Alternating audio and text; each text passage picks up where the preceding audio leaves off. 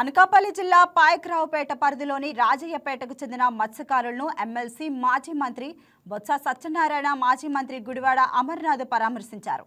మత్స్యకారులు పొట్టకొట్టే కంపెనీలు ఏర్పాటు చేయడం సరికాదని వారన్నారు. ప్రభుత్వాలు ఉండేది ప్రజలను చంపడానికి కాదని, వారిని కాపాడాలని పేర్కొన్నారు. గతంలో వంగలపూడి అనిత ఈ ప్రాంతంలో పరిశ్రమల ఏర్పాటుకు వ్యతిరేకించి ఇప్పుడు ఎందుకు మద్దతిస్తున్నారో చెప్పాలని బొత్స అమర్నాథ్ డిమాండ్ చేశారు. ఎట్టి పరిస్థితుల్లోనూ బల్క్ డ్రగ్స్ పార్క్ ఏర్పాటు చేయనివ్వమని నేతలు వారికి భరోసా కల్పించారు.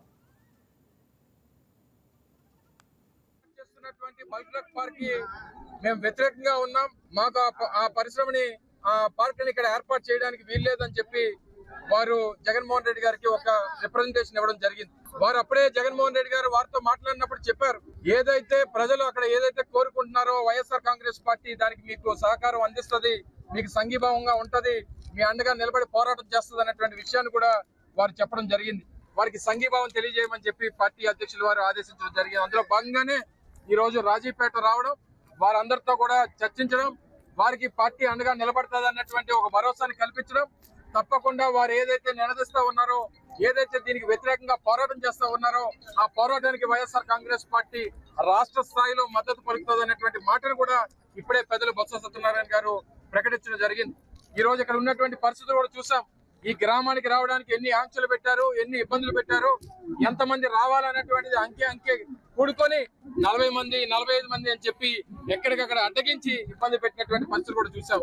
మేము ఇక్కడ రాజకీయం చేయడానికో లేదా ఇక్కడ గొడవ పడడానికో లేదా వారిని ప్రేరేపించడానికో రాలేదు. కేవలం వారికి సంఘీభావం తెలియజేయడానికి ఇచ్చేసాం. వారికి సంఘీభావం తెలియజేసాం, వారిలో ఒక భరోసాను కల్పించాం, నమ్మకాన్ని కల్పించాం. మాజీ ముఖ్యమంత్రి వర్యులు శ్రీ వైఎస్ జగన్మోహన్ రెడ్డి గారి ఆదేశాల మేరకు పెద్దలు బొత్స సత్యనారాయణ గారి నాయకత్వంలో మేమందరం ఇక్కడికి వచ్చాం. చాలా దుర్మార్గమైన పరిస్థితి ఈ ప్రాంతంలో ఉంది.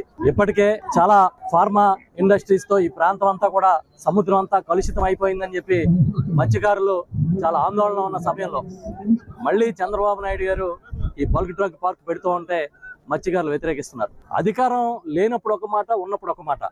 ఇవాళ కూడా మా వైఎస్ఆర్ పార్టీ నాయకుల్ని, ఈ కార్యక్రమానికి మద్దతు ఇస్తున్న సిపిఎం లాంటి ఇతర పార్టీల నాయకుల్ని కూడా గృహ నిర్బంధం గత 15 రోజుల నుంచి చేస్తున్నారు. ఎంతమంది గొంతుల్లోకి కాపుతారు? మేమైతే చెప్తున్నాం, మా జగన్మోహన్ రెడ్డి గారు ఎప్పుడు కూడా పేదల పక్షాన్ని నిలబడతారు, ప్రజాభీష్టం మేరకే నిర్ణయాలు తీసుకుంటారు.